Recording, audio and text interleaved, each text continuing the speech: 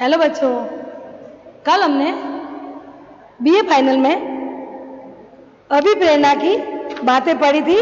जैसे अभिप्रेरणा को प्रभावित करने वाले घटक पढ़े, अभिप्रेरणा के परंपरागत विचार पढ़े, अभिप्रेरणा के आधुनिक विचार में मैस्लो का आवश्यक सोपान सिद्धांत पढ़ रहे थे। तो मैस्लो का थोड़ा सा आगे का सिद्धांत पढ़े।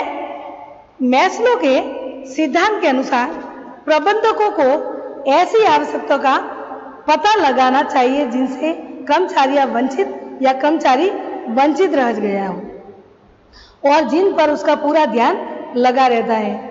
उस स्थिति में प्रबंधक ये बेहतर ढंग से समझ सकेंगे कि कोई कर्मचारी किसी काम को क्यों करेगा या फिर क्यों नहीं करेगा। प्रबंधक ऐसे प्रोत्साहन तक तय कर सकते हैं कि कर्मचारी अपेक्षित क्षमता से काम करने के लिए प्रेरित हो जाए।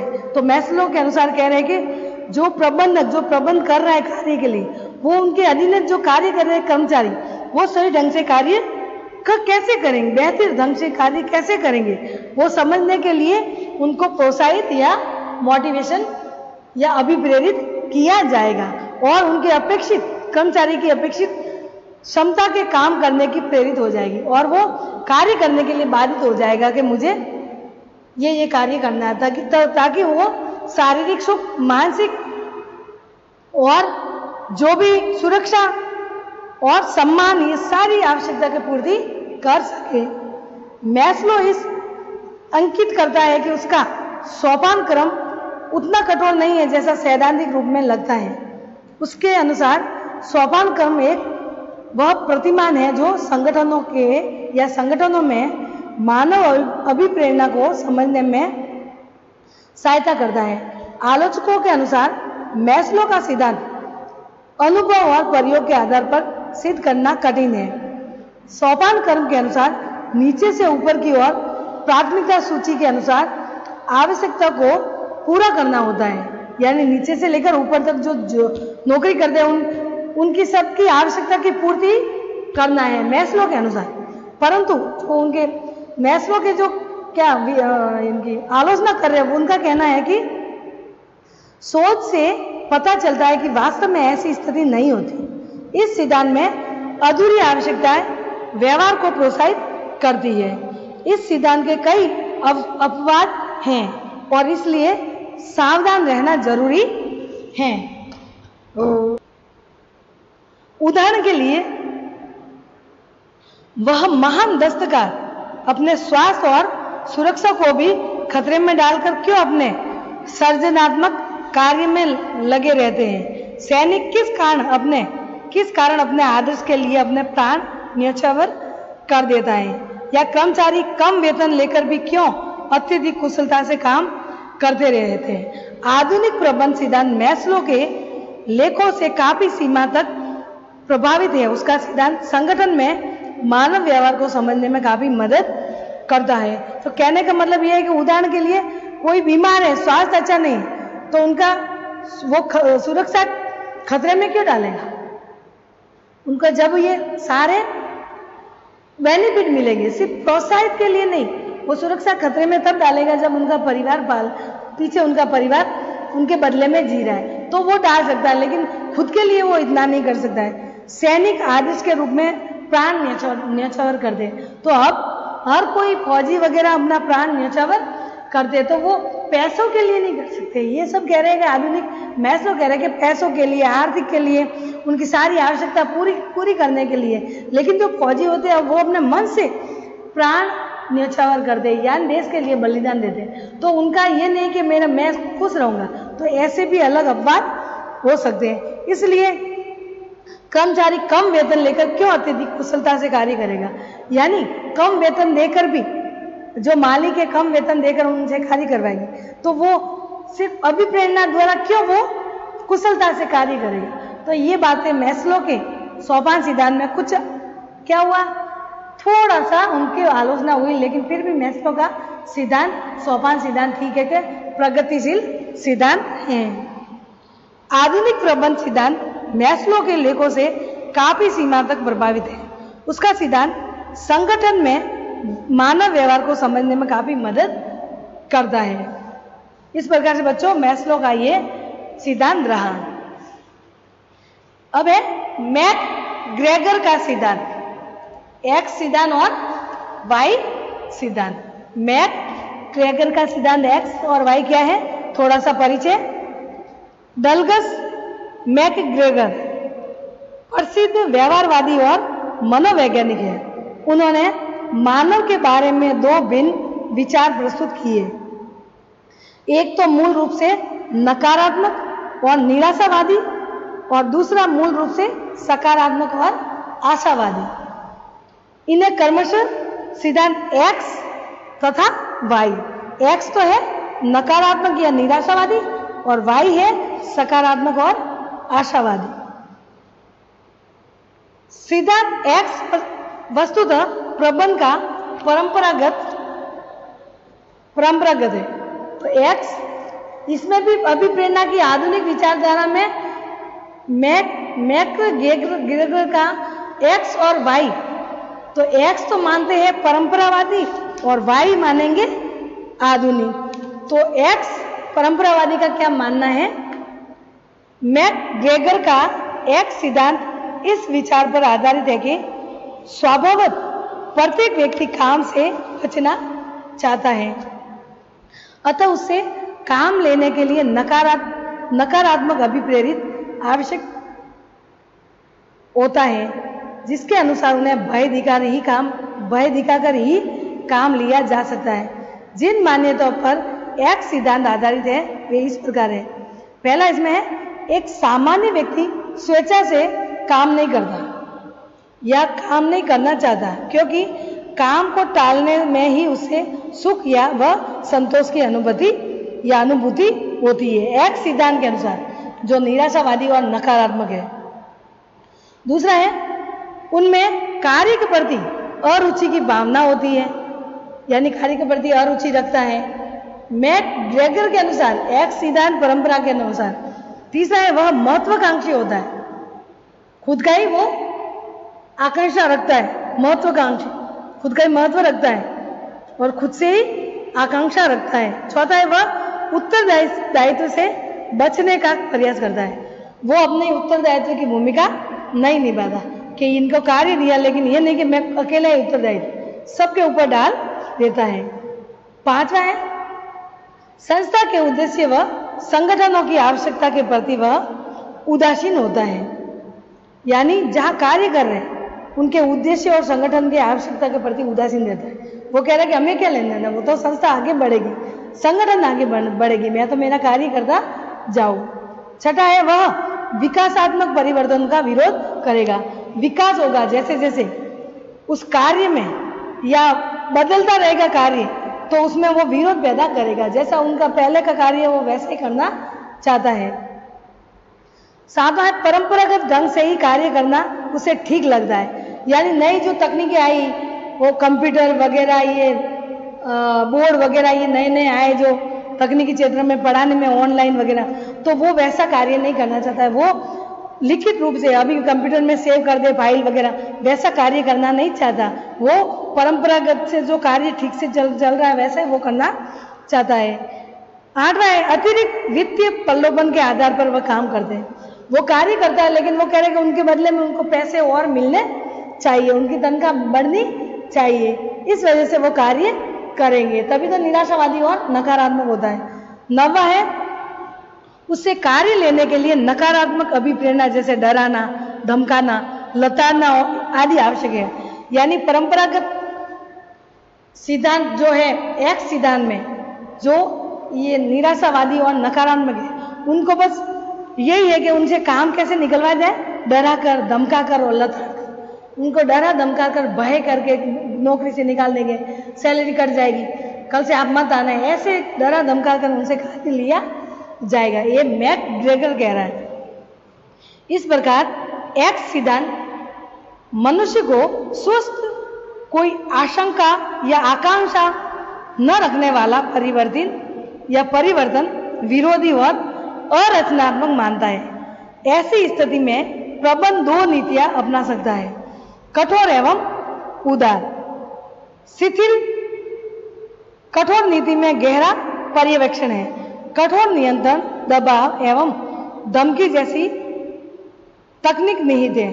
प्रबंधकों की ओर या प्रबंधकों की को जोर डालने वाली तकनीकी अपनाई या अपनानी चाहिए और व्यवहार पर कड़े बाहरी प्रतिबंध लगाने चाहिए। दूसरी ओर उदार या शिथिल, कठोर में तो ऐसे होना चाहिए एक्स के अनुसार, उनके ऊपर धमकी, नियंत्रण, दबाव होना चाहिए, तभी वो कार्य कर पाएगा। और एक्स का दूसरा है उदार, शिथिल, इस नीति के अधिक छूट देने वाली होती है, मांगों की पूर्ति करती है तथा संगठन एवं कर्मचारियों की मांगों में समन्वय स्थापित करने का प्रयास करती है।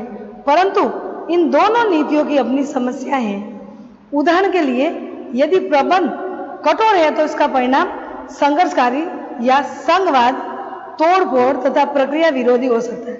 यानी इसकी क्रांति आ सकती है, वो तोड़फोड़ कर सकते हैं, विरोध कर सकते हैं, संघर्ष आपस में हो सकता है इस नीति द्वारा, कठोर द्वारा। और यदि प्रबंधक उदार दृष्टिकोण अपनाए और कर्मचारियों की मांग तुरंत मान ले तो कर्मचारी संगठन को ये निगल लेंगे। यानी कि कर्मचारी अपनी मांगों को जल्दी ही, जैसे कि जो अफसर हैं वो अपनी मांगों को जल्दी से पूरा कर देगा, तो क्या होगा, कर्मचारी जो कार्य कर रहा है वो फिर बाद में कर्मचारी वो अपनी मांगों को निगल लेगा, वो बार बार अपनी मांगों को आगे रखता ही जाएगा और पेश करता जाएगा। उनके कार्य भी वो सही ढंग से नहीं करेंगे और क्या करेगा, अपने मांगों को बार बार रखता जाएगा। इसलिए ये दोनों प्रकार के एक सिद्धांत परंपरागत में कठोर नीति अपनाएं तो भी कार्य सही ढंग से नहीं होगा और उदार नीति शिथिल अपनाए तो भी कार्य अच्छा नहीं होगा, क्योंकि कठोर में ज्यादा कठोर होगा तो वो कार्य सही ढंग से नहीं होगा और उदार होगा तो वो बार बार हड़ताल करने की कोशिश करेगा, अपनी मांगों को बार बार रखने की कोशिश करेगा।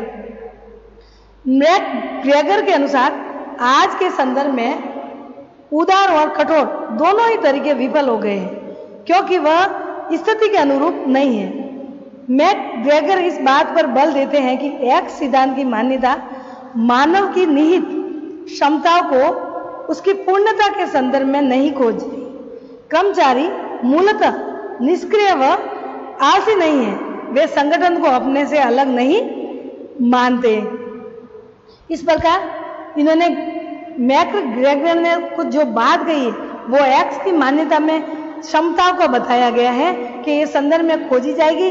कर्मचारी निष्क्रिय और आलसी नहीं है, वो संगठन में कार्य करेंगे और अपने से अलग नहीं मानते, वो उस संगठन या संस्था से वो अलग नहीं मानेंगे। लेकिन मैकग्रेगर की कुछ आलोचना हुई है। आलोचकों ने कहा है कि एक्स सिद्धांत मानव व्यवहार की गलत धारणाओं पर आधारित है। इसके अंतर्गत कर्मचारियों को आर्थिक पशु समझा जाता है जो केवल धन के लालच में या धमकी के डर से काम करते हैं।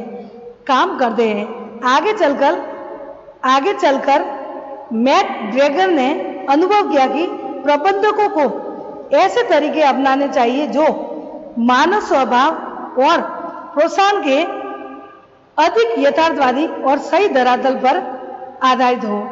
एक सिद्धांत पुरातनवादी प्रशासनिक सिद्धांत का प्रतिनिधित्व करता है, अतः एक सिद्धांत के स्थान पर मैकग्रेगर ने एक नया सिद्धांत प्रस्तुत किया जिसे व्यापक रूप से वाई सिद्धांत के नाम से जाना जाता है।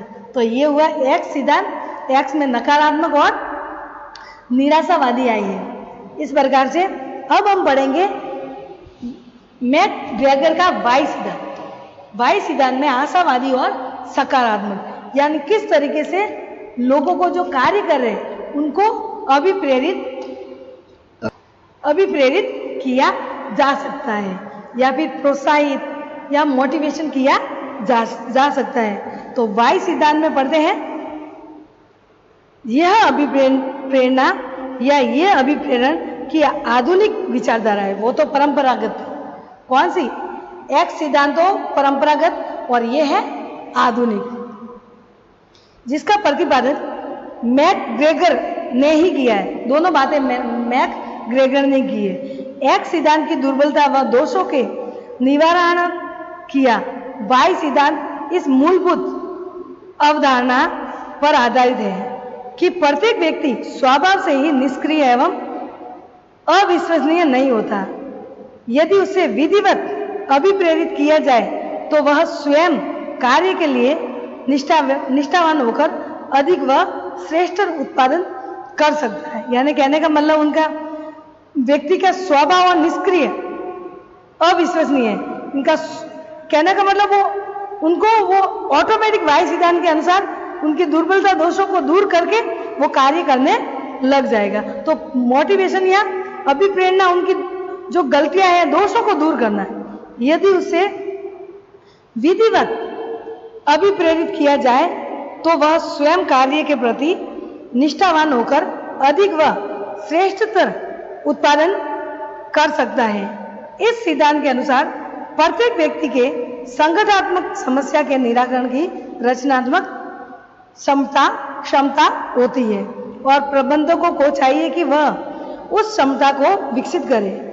मैकग्रेगर के शब्दों में एक प्रभावशाली संगठन वह है जिसमें निर्देशन एवं नियंत्रण के स्थान पर सत्यनिष्ठा एवं सहयोग हो और जिसके प्रत्येक निर्णय में प्रभावित होने वाले को सम्मिलित किया जाए। यानी वाई सिद्धांत में यह कहा गया है कि लोगों को अभिप्रेरित करना, संगठन बनाकर कार्य करना, संगठन बनाकर ही उस समस्या को निराकरण करना, कार्य की रचनात्मक बातों को आगे करना और जो निर्देशन है उसके नियंत्रण के स्थान पर ज्यादा नियंत्रण उस पर डरा धमका के नहीं बल्कि सहयोग और सत्य के द्वारा कार्य अच्छा करवाया जा सकता है और वही कार्य निर्णय में प्रभावित होने वाले उसको सम्मिलित किया जाए। दूसरे शब्दों में सिद्धांत वाई का उद्देश्य व्यक्तिगत लक्ष्य और संगठन के लक्ष्यों में समन्वय स्थापित करना है। यानी व्यक्ति और लक्ष्यों के, व्यक्ति को भी चाहिए कि ये लक्ष्य पूरा होगा तभी आपको पुरस्कार मिलेगा, ताकि प्रत्येक कर्मचारी अपने कार्य को ही प्रमुख महत्व दे। ये एक सीमित लोकतंत्र जैसा है जिसमें व्यक्तिगत प्रगति को प्रोत्साहित किया जाता है जो अन्य संगठन की प्रगति में ही सहायक बनता है। वाई सिद्धांत के अनुसार कर्मचारियों को अधिक कार्य हेतु अभिप्रेरित करने के लिए उन्हें संस्था के प्रत्येक कार्य में भागीदारी बनाना चाहिए। यानी एक संस्था में कार्य करे तो वाई सिद्धांत के अनुसार उनको उस कार्य में भागीदार बनाना चाहिए। कुल मिलाकर वाई सिद्धांत में अधिक अवसर पैदा करने, अड़चनें दूर करने और उन्नति के लिए प्रोत्साहन देने पर जोर देना चाहिए। यह सिद्धांत लोकतांत्रिक मूल्यों पर आधारित है, यानी सभी को लाभ मिलना चाहिए। ये एक ऐसे संगठन को बनाए रखने के लिए महत्व पर बल देती है जिसमें लोग आत्मविश्वास तथा अभिप्रेरित अनुभव करें। यह एक आशावादी सिद्धांत है जिसमें श्रम व प्रबंध सभी संतुष्ट हैं। इन सिद्धांत को समन्वय तथा आत्मनियंत्रण के द्वारा प्रबंध के रूप में भी जाना जाता है। तो कुल मिलाकर सहयोग करके, अड़चनें दूर करके, उनकी समस्या को दूर करके मिलजुल कर कार्य करें, उनको प्रोत्साहित बढ़ाएं और उनको संस्था में भागीदारी मिल जाए। ये सब हो जाए तो लोग अच्छे से कार्य कर पाएगा और वो उस उत्पादन के फैक्ट्री हो, उत्पादन क्षेत्र हो, किसी को भी आगे तक ले जाएगा। किसके द्वारा? अभिप्रेरणा द्वारा। तो अभिप्रेरणा इस तरीके से देनी चाहिए जो आधुनिक वाई सिद्धांत के अनुसार। संक्षेप में मैकग्रेगर के एक्स तथा वाई सिद्धांत मानव प्रकृति के विषय में पूर्णतः विरोधी मान्यताओं पर आधारित है। वाई सिद्धांत के अनुसार मानव विकास की निहित क्षमता वाला एवं सकारात्मक है। एक्स तथा वाई सिद्धांत को मानव संबंधों को पूर्ण श्रेणियों के रूप में नहीं लिया जाना चाहिए। वे केवल ऐसे विश्लेषणात्मक यंत्र है जिसके द्वारा व्यवहार का विश्लेषण किया जा सकता है। कहने का मतलब आलोचकों ने यहाँ तक भी कहा कि विश्लेषण होना चाहिए कि कौन कैसा कार्य करेगा। ऐसे एक्स और वाई, नकारात्मक सकारात्मक दोनों बातें होनी चाहिए। डरा धमका के भी, सहयोग कर भी, समस्या निवारण करके भी और उनको प्रोत्साहित करके भागीदारी बनाकर ये एक्स और वाई को दोनों को जोड़कर किया जाए तो हो सकता है, न तो वैक्स पूरी तरीके से अभिप्रेरित कर सकता है, न ही वाई पूरी तरीके से अभिप्रेरित किया जा सकता है, क्योंकि जब तक विश्लेषण नहीं करेंगे, नहीं तो लोग स्वार्थी हो जाएंगे वाई सिद्धांत में, उनको बार बार सहयोग और ऐसा देते रहेंगे और भागीदारी देते रहेंगे तो वो उनका लालच बढ़ जाएगा और वो एक दिन मालिक बनने की कोशिश करेगा। इसलिए इसमें भी थोड़ी कमी आई है। संक्षेप में प्रबंध के अन्य कार्यों की भांति अभिप्रेरणा एक महत्वपूर्ण प्रबंध की एक प्रक्रिया है जो मानव शक्ति के साथ व्यवहार करता है। जॉर्ज टेरी ने इसे उत्प्रेरण की संख्या दी है, उत्प्रेरण की संख्या दी है। यह वह प्रक्रिया है जो लोगों को प्रोत्साहित करके उसे वांछित दिशा की ओर अग्रसर करता है। तो इस प्रकार से बच्चों मैकग्रेगर का सिद्धांत एक्स और वाई सिद्धांत हमने पढ़ा। आज का ये पाठ यही खत्म हुआ। कल हम नया टॉपिक लेंगे, नौकरशाही की अवधारणा। ठीक है बच्चों, बाय।